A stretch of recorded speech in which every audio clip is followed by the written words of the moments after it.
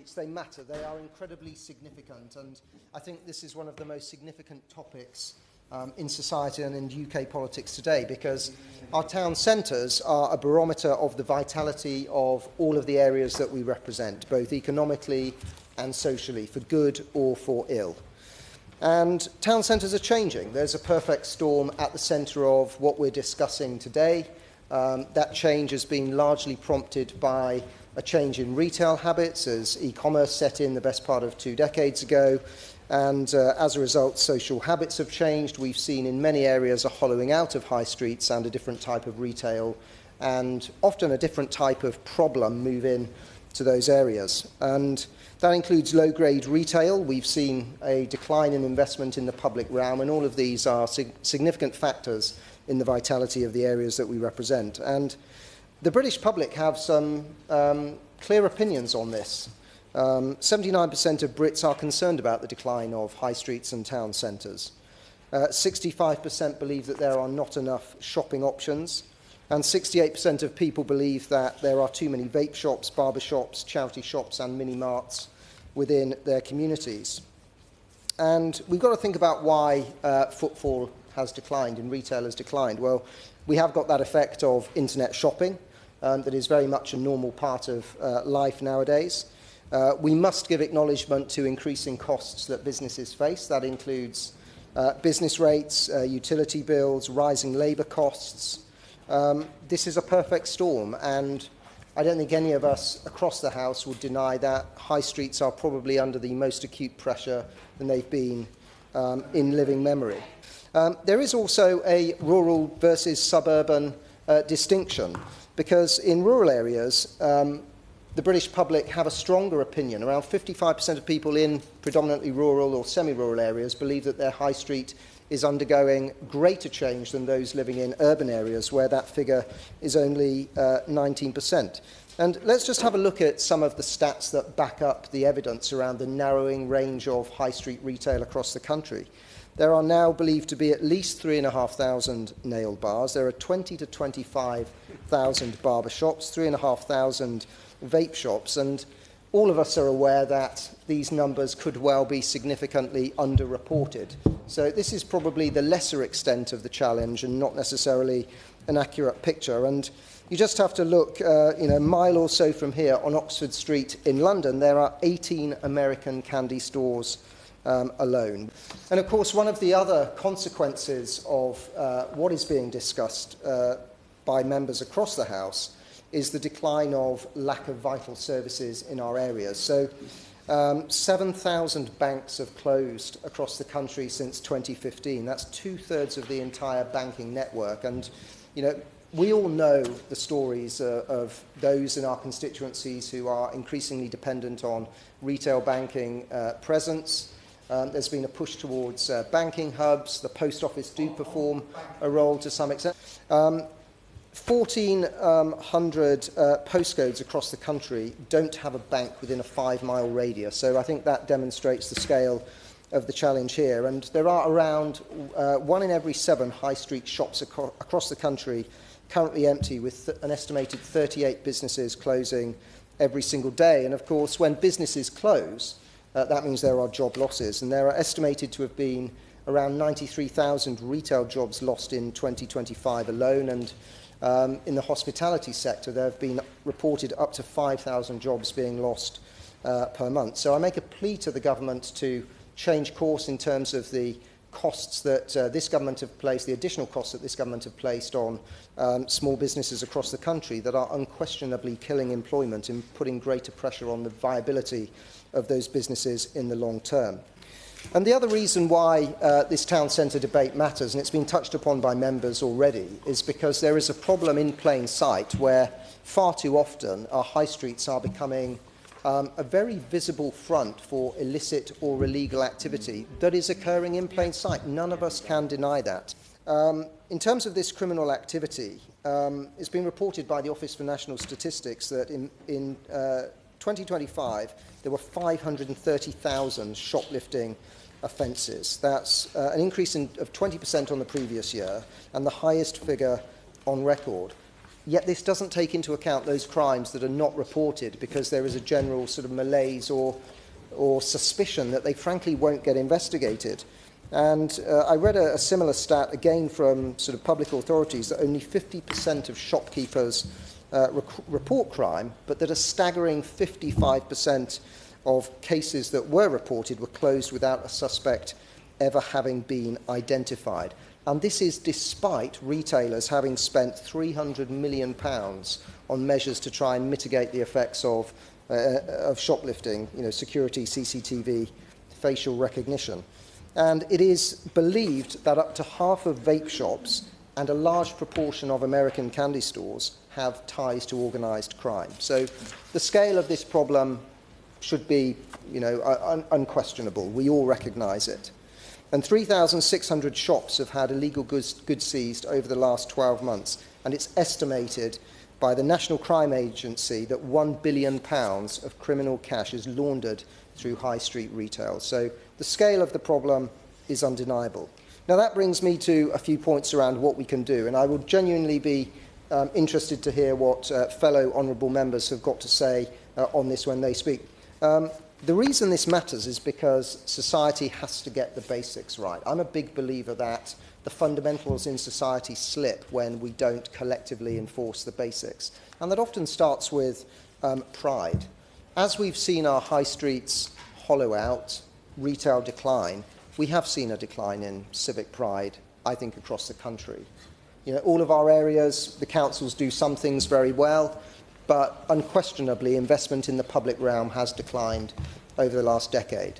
Lots of reasons, and members may have contributions as to why that has happened, but we've got to get back to a point where we enforce the basics. Something that I'm quite passionate about is the importance of good design and the importance of design codes, the importance of good quality signage, good quality aesthetic in the public realm, because I think much flows from the degradation of that we've seen in recent years. I mentioned design codes. I believe in these because they're about giving control over the aesthetic of our areas. We all know the kinds of places that we're attracted to when we've got a bit of leisure time, where we may go to spend money, have a day out with families, friends, etc. We've got to view our own places through that same lens. How can we ensure that they are attractive enough as destinations for people who want to come and spend their money? And if our town centres are not attractive because we've allowed the basics to slip and we don't take care around the aesthetic and the cleanliness of areas, we should not be surprised when people stop coming and when businesses don't invest and when low-grade retail begins to occupy the space, the void that has been created. So I actively encourage the government at the heart of its planning approach to restore the principle of good quality design being at the centre of planning decisions to enforce a greater degree of aesthetic standard across the areas that we represent. And tied to that has got to be an increase in the quality of signage. We will all be able to quote examples from across our constituencies of where, frankly, a low-grade piece of retail is opened that is possibly quite questionable as to how many people it employs, what the purpose of its business is. And I can guarantee in so many cases it will come with a really garish, ugly, or possibly neon sign that local people, frankly, are staggered that the local authority is allowing to stay in place. There has to be a much more concerted effort from the state, both nationally in terms of devolving powers to local authorities and regulatory services to tackle this, and there has to be a much stronger will from local authorities to ensure greater quality of signage standards exist across society. Let's just think about how the state needs to be rewired in order to tackle this. So we've got the Home Office, we've got local authorities, you've got police forces, we've got the Treasury in terms of the role that they've got to help clamp down on money laundering. We've got the unquestionable effect of illegal migration and county lines that also sits at the centre of much of this. The state has to bring this together somehow. Far too much of this, these powers are weak, or they're dispersed to authorities that don't have sort of the will or the ability to crack down on the problem. I'll just make some progress if I can. So enforcement and the ability of the state has got to be at the centre of this. Now, in terms of this civic pride piece, and I talk about getting back to basics, there are some pretty obvious things too. I mean, my local authority, Bromsgrove, they do a pretty good job of keeping Bromsgrove town centre and Hagley and the shopping parade in Withell and Rubery in a clean and tidy fashion. But I would like to see public authorities invest just a little bit more in sort of, the extra finishing touches, if you like. The flowers, the quality of the public realm, the softer things that make our areas pleasant destinations for people to go into, to shop, and ultimately for businesses to invest. Let's bring back trees in the public realm, for goodness sake. Right? We've seen plenty of instances where the planning system prevents the prevention of street trees because people are concerned about liabilities, but we know that the public like them. And guess what? After the heat wave that we saw last week, they have very beneficial qualities in helping keep public spaces quite cool, as well as making them attractive. One of the other factors that I think has been quite key in this deterioration of quality of high streets across the country, and something that society must restore, is the visibility of institutions. So again, coming back to the point I made earlier on, that the big things slide when we don't get the basics right, I think we've seen a visible decline in most of our areas around key institutions that restore public trust in all of the things that bind us in society. I'm talking about police stations, police, and courts particularly. So you could argue there's a double-edged side to this coin, that if you have too many police visible, people think it's a high crime area. Well, guess what? The counter applies. If police are never visible, people feel that justice isn't being enforced. And equally, the sort of deterioration or decline of numbers of courts being visible in our communities, I think has contributed considerably towards the problem that we're facing, and has been a subtle factor in saying, guess what? Illegal and illicit retail will be able to thrive because the public authorities and the state are not interested in clamping down on it. But there are also other things that local authorities can do, and this isn't all down to solely what the state can do. There is a role here in empowering, getting the factors right that empower the private sector to invest in our areas. So another policy that I would like to see is a greater push towards local economic investment plans. Previously, prior to being a Member of Parliament, I served as a district councillor in South Worcestershire. When I was leader of Wychavon District Council, I pursued investment prospectuses for 3 main towns. And these weren't planning documents, these were documents targeted at strategic investors to say, these are the reasons why our towns are attractive. They've got you could say you've got a population of X within a hinterland of Y. These are all of the social and economic indices that make our areas attractive. But guess what? We shouldn't be surprised if it's difficult to get that investment on the hook if we're not enforcing the basics, and society and the state and councils aren't doing all that they can to ensure that our communities that we represent are ultimately very attractive destinations for those businesses to come and spend their money. And I'm conscious that many other members wish to speak, so I'm going to draw my comments to a close in a second.